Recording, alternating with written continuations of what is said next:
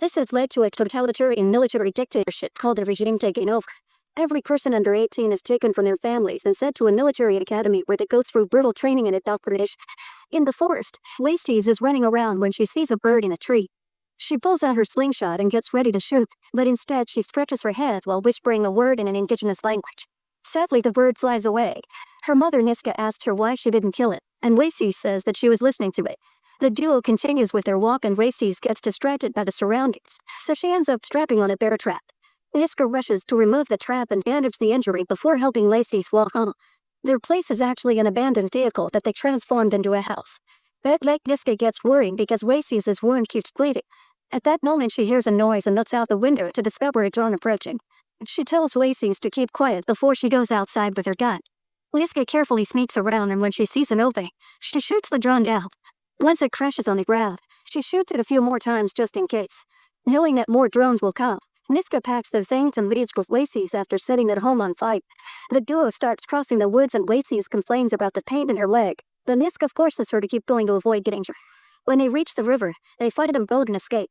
They row for the entire day and night, and in the morning they finally make it to a war-torn city.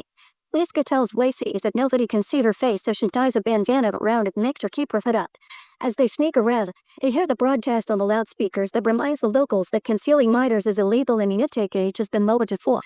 When the duo is about to enter an abandoned house, the neighbor sees them and notices that Waseese is a child. A scared Niska gets her knife ready, but the man assures her he means no harm and reveals he's been hiding his son Trey too. Niska just tells him that they must stick to themselves. While Niska is asleep, Waseese sneaks out of the house and sees Trey standing nearby. She follows him to his garden and he shows her a fallen drone, assuring her that it's been there for ages. However, Waseese can hear a noise and thinks that the drone is still breathing. Suddenly the drone activates, but Niska shows up just in time to hit and break it. Then she grabs her daughter and drags her back to the house. Soon the authorities known as Jingos arrive and try to take Trey. He and his father swear that he's 18, but the Jingo has used a device on Trey's wrist that confirms that he's 15. Trey is taken away and his father is killed when he tries to stop them. Sometime later, Niska and Waseese reach a street market in the slums, but there are a few guards around, so they had to sneak around carefully. Big springs on the walls show shameless propaganda for the regime, and Niska is sad to see that her old friend Kier is promoted. Suddenly, a bunch of drones fly over the market and drop food rations on the street, so the crowd rushes to grab as many as they can. However, Niska keeps Waseese. While everyone is distracted, Niska takes Waseese to her old friend Roberta's house. After hugging Niska, Roberta remembers how Waseese used to be when she was little and lets her feed her cat to keep her distracted. Then the women talk privately in the kitchen and Niska points out that Waseese needs medicine because her wound is infected, but Roberta explains that the Jingos patrol the clinics now. Niska also mentions Pierre, revealing that he's Roberta's son. When Roberta shows Niska a picture of Pierre's graduation from the academy, she says that maybe Waseese should attend too. That way she can get her citizenship and a better life. Niska refuses since it would mean not seeing her daughter ever again. The next morning, Niska wakes up when she hears Jingo cars entering the market. The officers start checking every person on the street and Niska doesn't know what to do because Waseese's condition keeps getting worse. Roberta points out that the Jingos could save the girl's life, so Niska tells her daughter that she'll get her the medicine and goes outside. She tells the officers that there's a minor in that house and runs away while they take Waseese to the military academy. When she finds a private spot, Niska has a breakdown. 10 months later, Niska is living poorly in an old apartment. She's befriended the locals and when she picks up food rations, she gets them to those who need them. Niska spends her day working at the market, where she's visited by her new friend Randy, who claims he's found something that will save them and asks her to meet him later. After work, Niska visits the fence outside the academy where people have put up a memorial for the kidnapped kids. Niska cries her heart out before adding Waseese's favorite toy. When she returns home, she finds some Jingos searching her building for a group of terrorists that attacked the academy. Meanwhile, Waseese is up and healthy in the military academy. She follows every order and trains with the other kids without issues. In 1 week they'll have selection day, which means that a few chosen ones will be sent to Emerson State. When it's time to recite the pledge, Waseese doesn't repeat the words. In her bedroom, Waseese keeps adding details to the map of the academy that she keeps hidden in her bed. She overhears a girl being taken away and that night, she worries because the girl doesn't return. Sometime later, Niska meets Randy at a bar. He explains he's found a guy who can get them a citizenship by reprogramming their IDs. However, the idea of living in Emerson doesn't appeal to Niska because she'd have to live with the upper-class Turks. Randy changes her mind by pointing out that this would allow her to see her daughter again. That afternoon, Niska visits the memorial again and falls asleep. She wakes up in the evening and sees a wild horse nearby. She approaches it gently and manages to calm it down. There are other horses tied to trees nearby, so she tries to bring the lost ones there. At that moment she hears a voice and follows it to find Charlie with a laptop sending instructions through a microphone. Then two adults sneak out of the academy with some children, and Niska thinks they're abducting the kids, so she rushes to attack. The men immediately overpower her and cover her head with a bag. A few hours later they remove the bag and Niska finds herself in a dark well. Her chapters explain she's in the land of the indigenous people known as Cree, and Niska reveals she's Cree too by speaking the language a little. This group has been pulling off conducting night raids to rescue their kidnapped children from the academy. Later Ida asked Charlie to do a background check to confirm Niska's story since there's a chance she may be useful. Niska is taken to the bonfire outside where Charlie is sharing the story of what happened. She's introduced to the elderly, who explains that long ago they were told a guardian would come from the north to save them. She believes that Niska is that guardian. The group celebrates the rescued children with some music and Niska is well fed. When it's time for bed, Niska waits until nobody is watching and goes out to explore the cannon. There's a tent full of children and the near sight of them makes her cry. Soon Ida finds her and Niska tells her about Waseese's situation. Ida is impressed that Niska managed to keep her child hidden for so long and welcomes her to her community. The next morning Niska wants to go home, but the locals tell her that Waseese is in danger. The academy pretends to be a place of education that actually trains the kids to become Jingo puppets. They can rescue Waseese and bring her to Niska, but in return they want Niska to guide all the rescued children to a state zone up north, which Niska thinks is a myth. The group assures it's a real place and that they need someone who knows how to live off the land. Niska claims it's impossible because the journey would take 3 weeks and she can't keep the kids hidden from drones for that long. Leo tells her that she needs to get Waseese out now because if she's sent to Emerson, they won't be able to reverse the brainwashing. A frustrated Niska bursts out and Leo follows her, unable to understand why she wants Waseese to stay with the Jingos. Niska points out that the Jingos have food, medicine, and education, then she runs away. Leo tells Ida that Niska isn't a guardian, that I would think she just needs time. At the military academy, Waseese sees the missing girl return in a very traumatized state. She also sees the bird on the fence and tries to talk to it in the Cree language, causing the bird to fly in front of her before leaving. In the evening, Waseese waits until everyone is asleep to leave her bed. She picks the lock and manages to leave her room.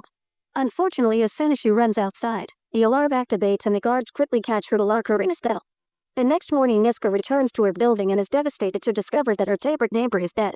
When she lets her rest, she notices even more bodies. Randy soon finds her and covers her face while explaining that there's a virus in the area. The borders are closing tonight, so they need to pick up their new IDs fast and late. When they reach the market, they hear the loudspeakers mention an obligatory evacuation and urge the locals to go to a departure point. They find Roberta, whose house has been raided. She's sure that the government put something in the food rations. Randy tells Niska that they can take Roberta to a shelter, but she can't cross the border with her. As they try to cross the city, a guard finds them and forces them to follow. They get handcuffed and checked for the virus before they're pushed into a bus. Randy has a smoke bomb and tells Niska to wait for a signal to run through the back door. In return, Niska says that Roberta is coming with her. At that moment, Roberta notices that one of the Jingos is Pierre and tries to reach her, but the officers point their guns at her and send her back to her seat.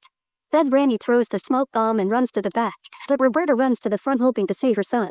When a Jingo tries to stop her, Niska jumps on him and starts choking him with the handcuffs. A second Jingo is about to shoot her, but Randy comes back to stab it.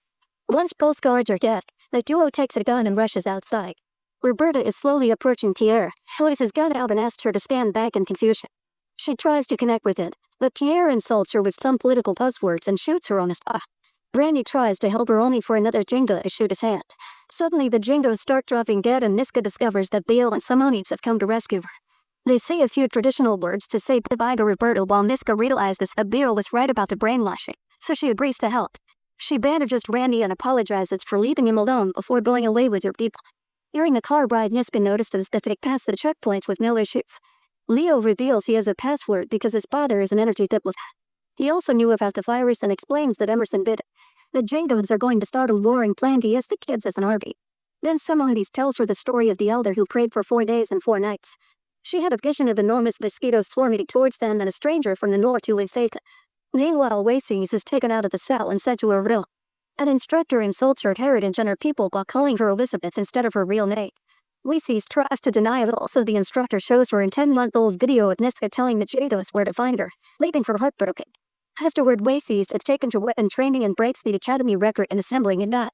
Another girl says she cheated and calls her a savage, so a furious Waseese jumps on her and starts beating her up. The instructor is pleased and waits several minutes before stopping her. Then the lady wonders if anyone would like to challenge Waseese, but nobody steps out.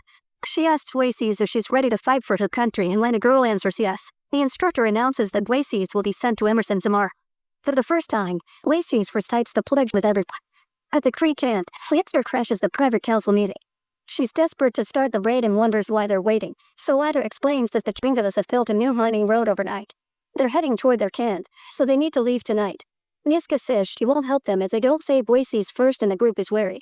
One of the elders gives a speech about sticking together and the council agrees to get Waseese before the evacuation. That night Charlie guides Niska and Mia for an ear key so they can break into the academy using the sewers. When they reach the guard station, they wait until the man is gone and Mia uses the computer so Charlie can tap in its system. He finds the room with the girls and gives them directions while unlocking all the doors remotely. Niska finally finds Waseese, who accuses her of abandoning her. A crying Niska apologizes and they help to reconcile. When the guard returns to his station, he finds a hack in his system that activates the alarm.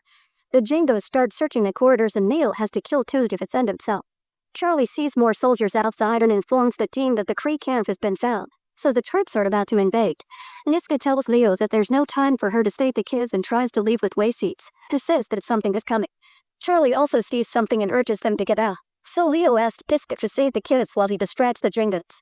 After saying a traditional prayer, Leo runs for the corridor and tries to confront a drone. However, Niska comes back and shoots the drone down first. Then Niska tells Waseese to get all the kids out of the room while Charlie starts knocking up doors to slow down the guards. Waseese also remembers the map she made and tells the group that she knows a way to. At the weekend, everyone is packing their things when they see the soldiers getting closer.